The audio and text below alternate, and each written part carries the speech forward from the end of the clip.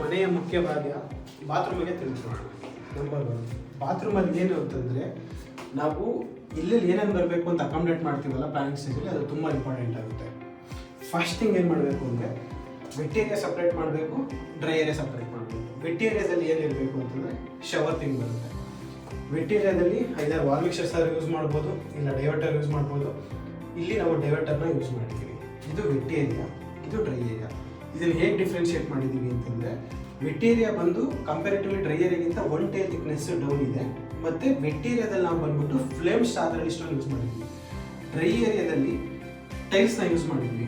So ಏನಾಗ್ತಾ ಇದೆ ಅಂದರೆ, ನೀವು ಬಾತ್ರೂಮ್ನ ನೋಡ್ಬೋದು, ತುಂಬ ಎಲಿಗೆಂಟಾಗಿ ಕಾಣಿಸ್ತಾ ಇದೆ, ಸೀಮ್ಲೆಸ್ಸಾಗಿ ಕಾಣಿಸ್ತಾ ಇದೆ. Next important thing slope. Proper slope ಕೊಟ್ಟಿದ್ವಿ, ವೆಟ್ ಏರಿಯಾಗೆ ಸಪ್ರೇಟ್ ಸ್ಲೋಪ್ ಕೊಟ್ಟಿದ್ವಿ, ಡ್ರೈ ಏರಿಯಾಗೆ ಸಪ್ರೇಟ್ ಸ್ಲೋಪ್ ಕೊಟ್ಟಿದ್ವಿ. ಮತ್ತು ಲೆವೆಲ್ ಡಿಫ್ರೆನ್ಸ್ ನೋಡ್ಬೋದು ನೀವು. ವೆಟ್ ಏರಿಯಾ ಕಂಪ್ಯಾರಿಟಿವ್ಲಿ ಎಲ್ಲದಕ್ಕಿಂತ ಡೌನ್ ಇದೆ, ವೆಟ್ ಏರಿಯಾಗಿಂತ ನೆಕ್ಸ್ಟ್ ಡ್ರೈ ಏರಿಯಾ ಇದೆ. ಡ್ರೈ ಏರಿಯಾ ಇದಕ್ಕಿಂತ 1 tile thickness room floor area ಇದೆ. ಇದು ಮೋಸ್ಟ್ ಇಂಪಾರ್ಟೆಂಟ್.